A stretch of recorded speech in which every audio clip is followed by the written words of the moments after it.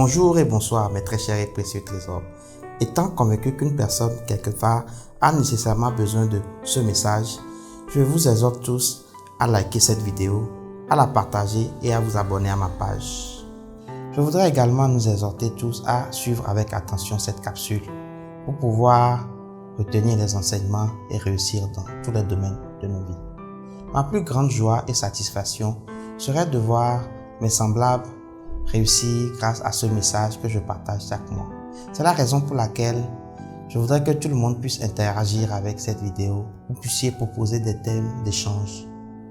En attendant que cela se fasse, moi je me propose de vous parler au cours de ce mois du détachement. Je voudrais vous parler de détachement parce que je me rends compte que nous accumulons tous de mauvaises écritures, que nous restons focalisés et nous ruminons les événements quotidiens de nos vies. L'être humain, tel un moteur, a besoin de se vidanger régulièrement pour pouvoir être en bonne santé.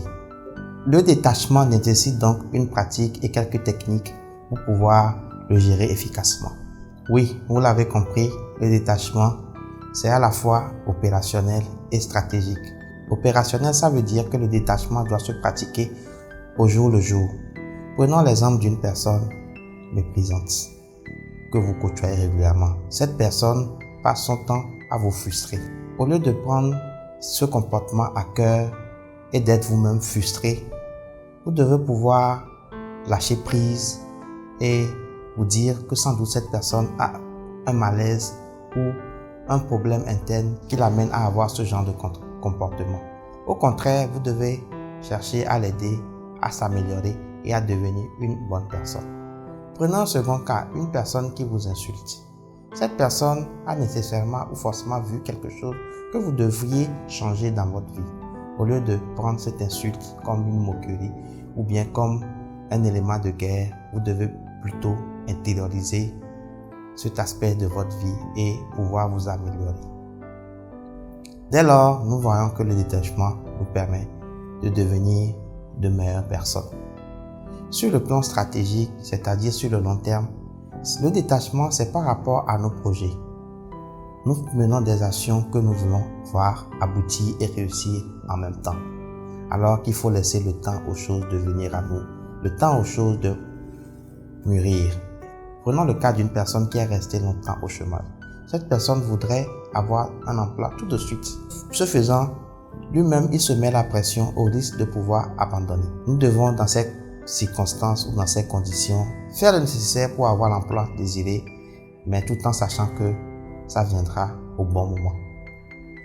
Pour pouvoir réussir cet exercice qui n'est pas facile, il faut déjà faire confiance à Dieu. Dieu est bon et ne fait pas d'erreur. Il donne à chacun de nous ce dont il a besoin et ce au moment opportun. La confiance en Dieu peut être illustrée à travers cet exemple. Vous prenez votre voiture. Vous avez une panne. Première hypothèse, il s'agit d'une crevaison. Si vous avez la roue de secours et les outils nécessaires, vous pouvez changer le pneu et continuer votre route.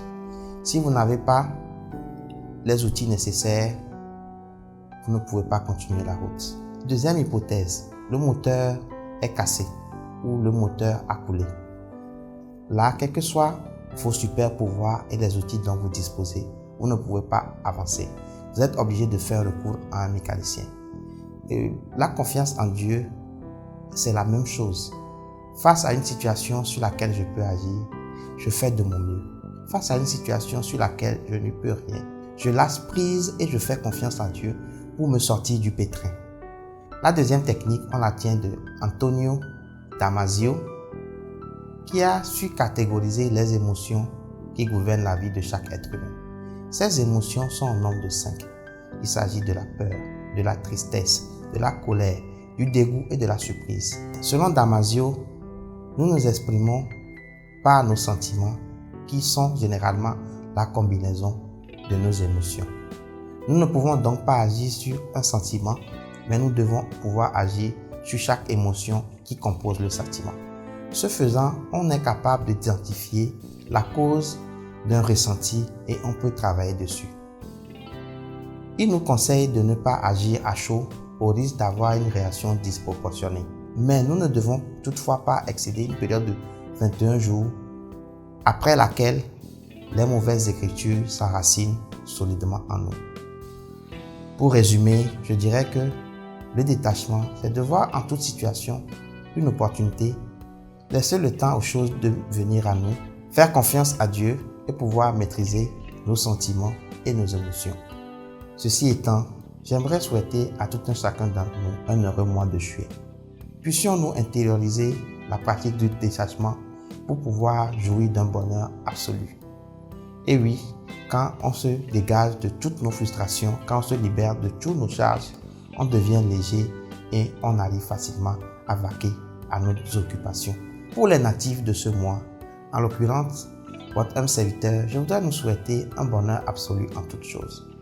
Que ce pas de plus soit également un grand pas, un pas de géant dans la réalisation de tous nos objectifs de vie. Au revoir et à bientôt.